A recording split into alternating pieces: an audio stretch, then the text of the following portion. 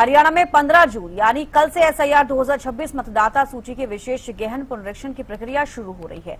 इसका मकसद voter list को शुद्ध और त्रुटि रहित बनाना है। बीएलओ घर घर जाकर सत्यापन करेंगे। ये प्रक्रिया 15 जून से 14 जुलाई तक चलेगी, जबकि फाइनल सूची 22 सितंबर को जारी होगी। विपक्ष ने भी इस प्रक्रिया पर नजर बनाए रखने के लिए अपने बूथ लेवल एजेंट सक्रिय किए हुए हैं। अब इस पर मुख्य निर्वाचन अधिकारी ए श्रीनिवास ने प्रेस कॉन्फ्रेंस कर बताया है कि 21 जुलाई को ड्राफ्ट पब्लिकेशन होगा और 21 जुलाई से 20 अगस्त तक आपत्तियां दर्ज की जा सकेंगी। फाइनल सूची 22 सितंबर को जारी होगी। उन्होंने कहा कि एसआईआर 2026 का डाटा 2002 की सूची से मैच किया जाएगा और जरूरत पड़ने पर प्रोजेनी मैपिंग से भी सत्यापन होगा। राज्य में करीब 20,000 बीएलओ और 2,000 सुपरवाइजर तैनात किए गए हैं। ऐसे में हरियाणा में एसआईआर केवल एक प्रशासनिक प्रक्रिया नहीं रह गई, बल्कि आने वाले चुनावों से पहले वोटर लिस्ट की पारदर्शिता और मतदाता अधिकारियों को लेकर सत्ता और विपक्ष दोनों की नजर इस अभियान पर टिकी हुई है। तो खास खबर में आज इसी मुद्दे पर चर्चा करेंगे। आप बने रहिए हमारे साथ।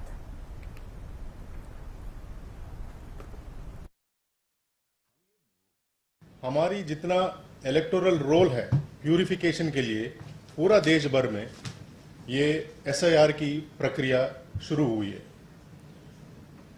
ये प्रक्रिया इसलिए कराया जा रहा है कि जो पात्र वोटर्स हैं वो इलेक्टोरल रोल से छूटे ना और अपात्र व्यक्ति अपने इलेक्टोरल रोल में किन्हीं कारणों से जोड़े ना। एक हरियाणा के लिए एक शेड्यूल दिया है जो कल से 15 जून से 14 जुलाई तक house to house enumeration phase शुरू होने वाला है। उसके बाद ड्राफ्ट पब्लिकेशन 21 जुलाई को होगा। उसके कोई क्लेम्स एंड ऑब्जेक्शंस हो तो उसके लिए 1 महीने का टाइम दिया गया, जो 21 जुलाई से लेके 20 अगस्त तक है। और disposal of claims and objections का है 21 जुलाई से लेके 18 सितंबर तक। एंड फाइनल पब्लिकेशन जो है 22 सितंबर 2026 को होगा। जो हरियाणा में हमारे पास 90 असेंबली कॉन्स्टिट्यूएंसीज हैं, जिसमें टोटली 20,629 बूथ्स हैं। सो हर बूथ पे एक ऑफिसर की नियुक्ति किया गया है जो बीएलओ कहलाता है और आप सभी को लोकल एरिया में आप सभी जानते होंगे। आपके इस फेज में बीएलओ अपने घर आके 2 कॉपी में आपका एन्यूमरेशन फॉर्म देंगे, जो प्री फिल्ड होगा। अपना नाम, पुराना जो फोटोग्राफ ऑलरेडी इलेक्टोरल रोल में जो लगा हुआ है, जो लास्ट अपडेट हुई थी हमारे इलेक्टोरल रोल, वो हुई थी आपका 12 सितंबर 2024। उसमें जो फोटोग्राफ लगी हुई है उसके साथ वो प्री फिल्ड डेटा, जो भी डेटा उस वाले इलेक्टोरल रोल में है, आपके pre filled data application form in duplicate आपको देंगे। उसको आप नया डेटा से आपका अपडेट करके, नया फोटोग्राफ्स के साथ अपडेट करके आप वापस बीएलओ को देंगे और वो आपको दूसरा फॉर्म में डुप्लीकेट में आपका सत्यापित करके वो आपके पास रहेगा। 20,629 जो पोलिंग बूथ्स हैं उसके हर एक बूथ पे आपका एक बीएलओ है। इन सभी बीएलओ को प्रॉपर ट्रेनिंग दिया गया कि ऐसे कैसे आप काम करेंगे, कैसे ऐप में काम करेंगे, कैसे इलेक्टर को हेल्प करेंगे एन्यूमरेशन फॉर्म भरने में। और इन सब का काम सुपरवाइज करने के लिए पूरा हरियाणा में 2,230 बूथ लेवल ऑफिसर सुपरवाइजर्स, जो बीएलओ सुपरवाइजर्स कहलाता है, उन्होंने भी। और वहीं हरियाणा न्यूज से खास बातचीत में मुख्य निर्वाचन अधिकारी ए श्रीनिवास ने एसआईआर प्रक्रिया को लेकर जानकारी दी। उन्होंने बताया कि प्रक्रिया 14 जुलाई तक चलेगी और बीएलओ घर घर जाकर मतदाताओं का डेटा जुटाएंगे। 22 सितंबर को अंतिम मतदाता सूची का प्रकाशन किया जाएगा। मुख्य निर्वाचन अधिकारी ने कहा कि एसआईआर 2026 के डाटा की 2002 के विशेष गहन पुनरीक्षण डाटा से मैपिंग की जाएगी। करीब 20,000 पोलिंग बूथों पर बीएलओ तैनात किए गए हैं। भारत निर्वाचन आयोग द्वारा जो प्रक्रिया चलाई जा रही है हरियाणा में, उसको आगे बढ़ाते हुए क्या कुछ तैयारियां हैं? खास बातचीत करने के लिए हमारे साथ हरियाणा के निर्वाचन आयोग अधिकारी ए श्रीनिवास मौजूद है। सर, आज प्रेस कॉन्फ्रेंस भी आपने की है, क्या कुछ कहेंगे? किस प्रकार की जो है तैयारियां चल रही हैं? जैसे आपको पता है, कल से house to house survey enumeration phase जो है, स्पेशल इंटेंसिव रिवीजन जो SIR कहलाता है, हरियाणा में शुरू होने वाला है। 14 जुलाई तक ये हाउस टू हाउस सर्वे चलेगा। इसमें 20,000 अप्रोक्सीमेटली हमारे BLOs लगे हुए हैं हर एक बूथ पे, और वो अपने घर घर जाके एन्यूमरेशन फॉर्म सभी इलेक्टर का देंगे वो, और पहले इलेक्टर अपना एन्यूमरेशन फॉर्म फिल करके वापस BLO को देंगे। जो जिसका एप्लीकेशन फॉर्म नहीं आता है तो उनका ड्राफ्ट रोल में नहीं होगा। इस फेज में क्लेम एंड ऑब्जेक्शन स्टेज भी दिया गया प्रावधान 2 महीने की, एंड क्लेम्स भी कर सकते हैं और उसका निपटारा भी होगा। और फाइनल पब्लिकेशन जो है इस इलेक्टोरल रोल का 22 सितंबर को होगा। सर कितनी विजिट्स रहने वाली हैं, और पार्टियों की अगर मैं बात करूं तो BLA 1 और 2 की लिस्ट जो है इस अकॉर्डिंग जो क्राइटेरिया था, क्या वो पूरा हो चुका है sir? BLA 1 almost all parties apply किया, अपॉइंट कर दिया उन्होंने एजेंट्स जो है, जो असेंबली लेवल पे उन्होंने अपॉइंट करना होता है। BLA 2 जो है उन्होंने ये बूथ लेवल पे करना होता है। अब मेजर पार्टीज लाइक जो BJP है, इंडियन नेशनल कांग्रेस है, उन्होंने आई थिंक 60 to 70% कवरेज करी हुई है। हम उनसे निवेदन करते हैं कि और 100% करें, और DC से भी हमने काफी इंस्ट्रक्शन दिए हैं कि वो लोकल लेवल पे भी उनको अवगत कराएं और उनका नाम जोड़ें, सो दैट ट्रांसपेरेंसी बनाए रखे पूरा प्रोसेस में। सर मैपिंग की अगर बात की जाए, मैपिंग कितनी प्रतिशत जो है हुई है अभी तक, कितनी माना जाए सर?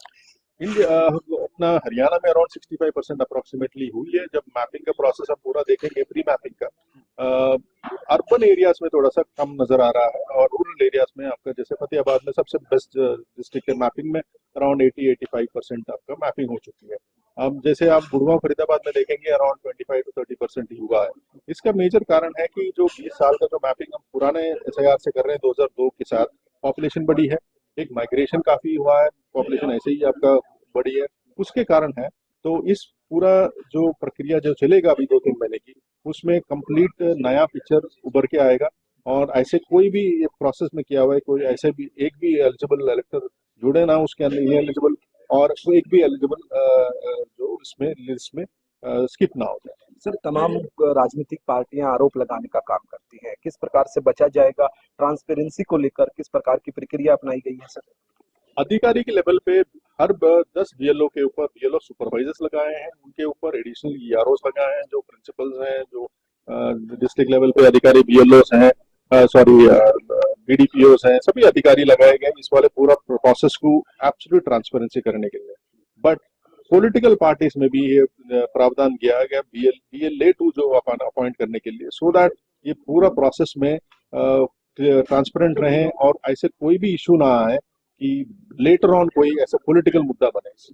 सर अंतिम सवाल है आपसे, आपकी क्या अपील एक निर्वाचन आयोग के अधिकारी होने के नाते जनता से क्या अपील करना चाहेंगे कि पैनिक जो फैल जाता है, कई बार राजनीतिक पार्टियां जो है आरोप लगाती हैं, वैसा पैनिक न फैले, और जो है तमाम जो प्रक्रिया है वो कह सकते हैं कि अच्छे तरीके से जो है सौहार्दपूर्ण भाव में जो है वो कंप्लीट हो सके?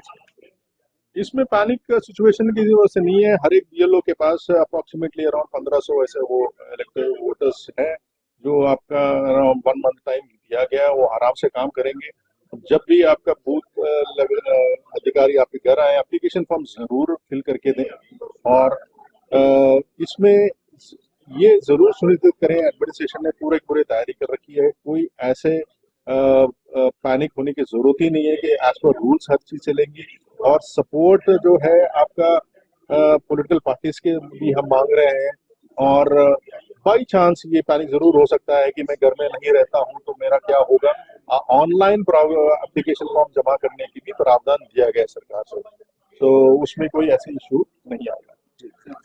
ये थे हमारे साथ श्रीनिवास निर्वाचन आयोग हरियाणा अधिकारी, जिन्होंने तमाम जानकारी दी और उन्होंने बताया कि जो तमाम तैयारियां हमारी तरफ से कर ली गई हैं और किसी भी प्रकार की कोई समस्या नहीं आने वाली है। वीडियो जर्नलिस्ट जसवीर के साथ प्रदीप शोक।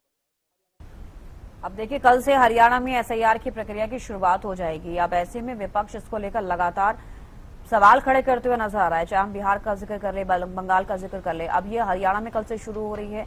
5 जून से SIR अभियान शुरू हुआ, अब कल 15 जून से इसकी प्रक्रिया शुरू हो जाएगी। बीएलओ जो हैं वो घर घर जाएंगे, सत्यापन करेंगे, डेटा एकत्रित करेंगे।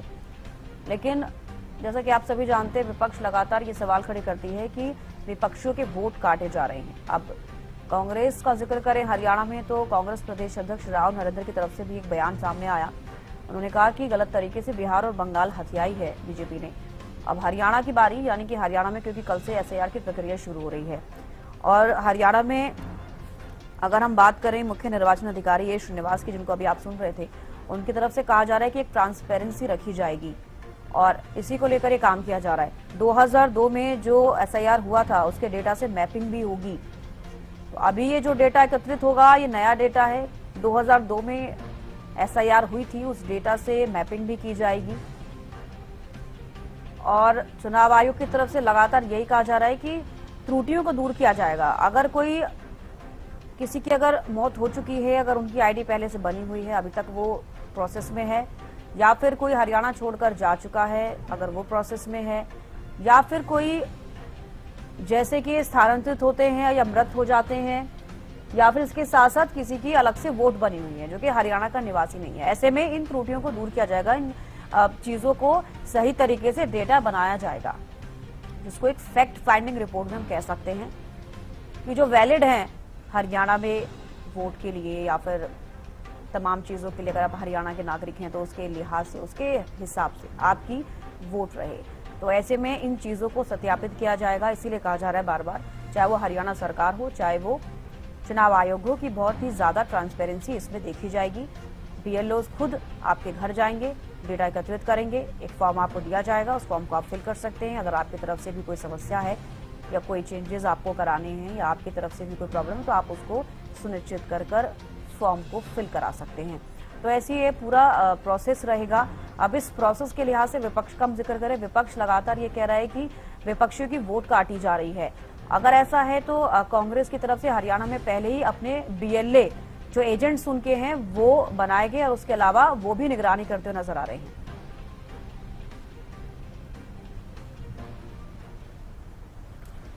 विकास कुमार ज्यादा जानकारी के साथ हमारे साथ जुड़ गए हैं। विकास, कल से एसआईआर की प्रक्रिया शुरू होने जा रही है, किस तरीके की तैयारी अभी जमीनी स्तर पर देखी जा रही है?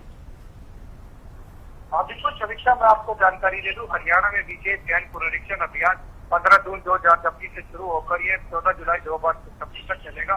भारत निर्वाचन आयोग द्वारा मतदाता सूची और पारदर्शी और अपडेट करने के लिए इस महाअभियान को चलाया जा रहा है और लगातार मीडिया के माध्यम से आपको बता दें, चाहे जिला उपायुक्त की बात करें, चाहे एसडीएम की, तमाम जिला प्रशासनिक अधिकारियों ने मीडिया माध्यम से इसको सूची जारी करते हुए कहा कि सभी जनता से अपील भी करिए, हरियाणा वासी से अपील भी करिए, इस अभियान का मुख्य आप इसमें अपनी भागीदारी दें, क्योंकि जो घर घर दस्तक देंगे प्रदेश के लगभग 20,000 बीएलओ 15 जून से हर घर का दौरा करेंगे और वे मतदाताओं को जानकारी सत्यापित करने के लिए कम से कम 3 बार आपके घर पर आएंगे। और यदि आपका नाम पहले से भी वोटर लिस्ट में शामिल है तो आपको इसमें एनुमरेशन फार्म भरना अनिवार्य होगा। जो मतदाता यह फार्म नहीं भरेगा उसका नाम मतदाता सूची से हटा दिया जाएगा। ठीक है, लौटूंगे आपके पास। संदीप हिंदुस्तानी बीजेपी प्रवक्ता हमारे साथ जुड़ गए। सर, बहुत स्वागत है आपका हरियाणा न्यूज पर।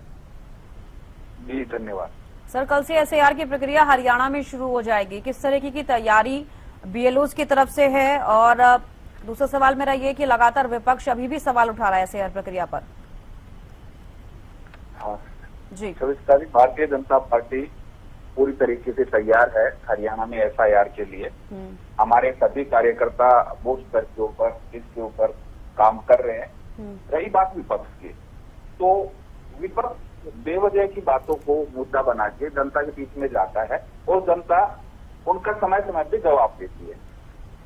एसआईआर ऐसा कुछ है नहीं कि पहली बार हो रहा है, इससे पहले भी एसआईआर हो चुका है, 11 बार पहले एसआईआर हो चुका है। अब पिछले 25 साल में पहली बार एसआईआर हो रहा है।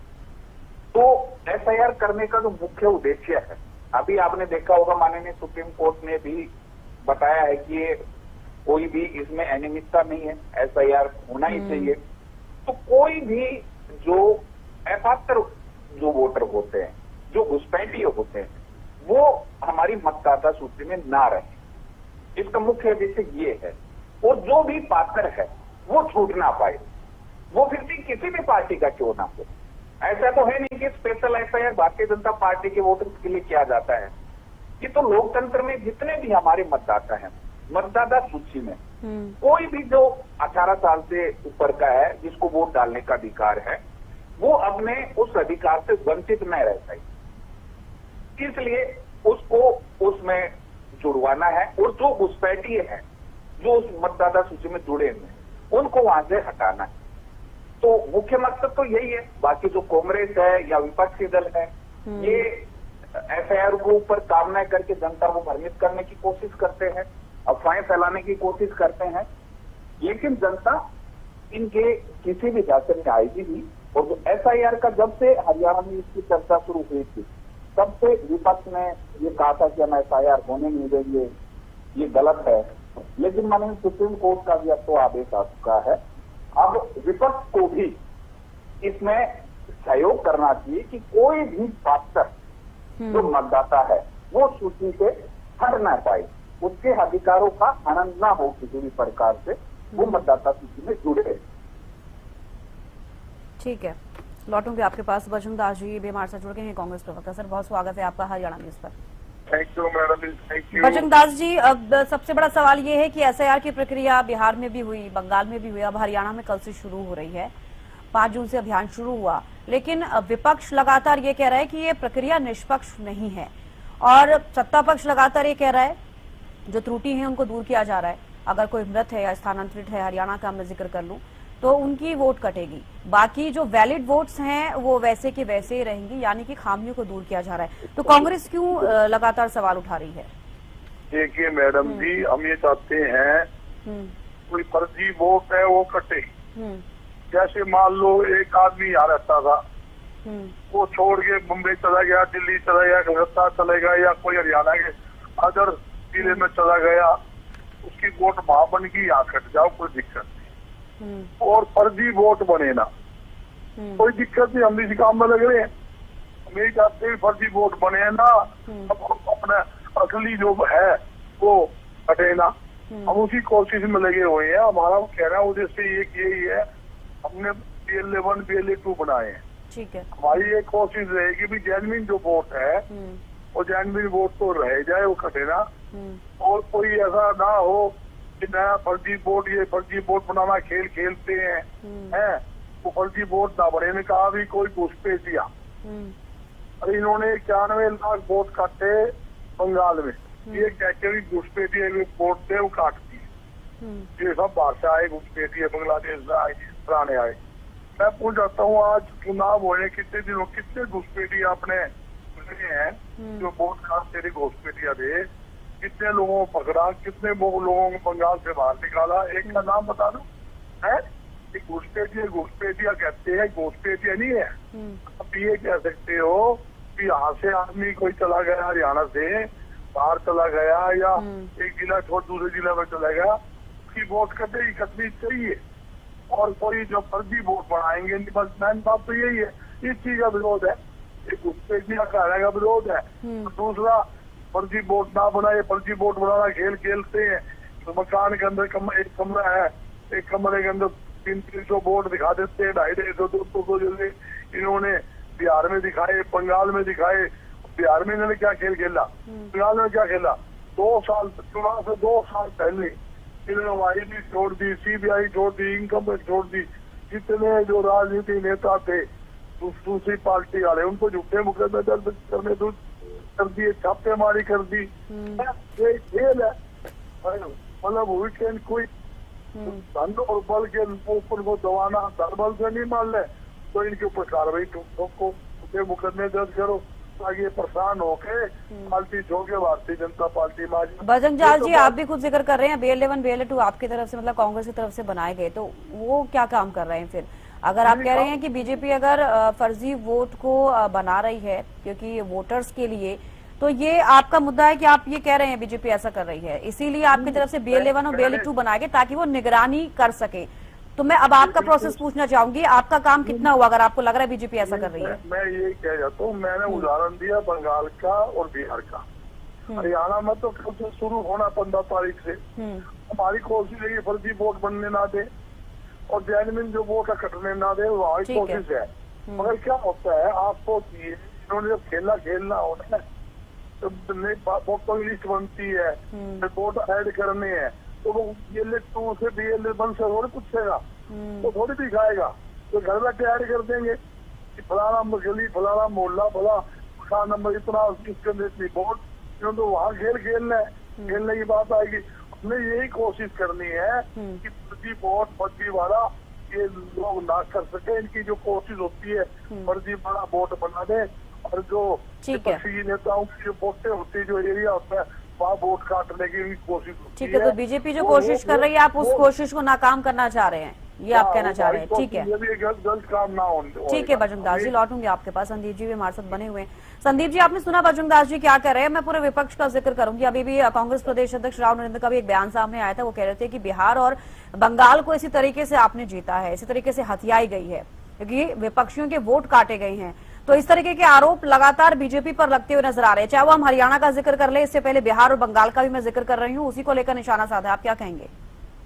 देखिए कविता जी, सबसे पहले जो कांग्रेस प्रदेश अध्यक्ष राव नरेंद्र सिंह जी का है, उन्हीं की बात का जवाब देता हूँ जी। वो 2014 में विधानसभा का चुनाव हारे, 2019 में विधानसभा का चुनाव हारे, 2024 में विधानसभा का चुनाव हारे। आरटी हैट्रिक लगा चुके हैं इनके प्रदेश अध्यक्ष, और वो तब लगी तब FIR नहीं हुआ था। न 14 में FIR हुआ, न 19 में हुआ, न 24 में हुआ।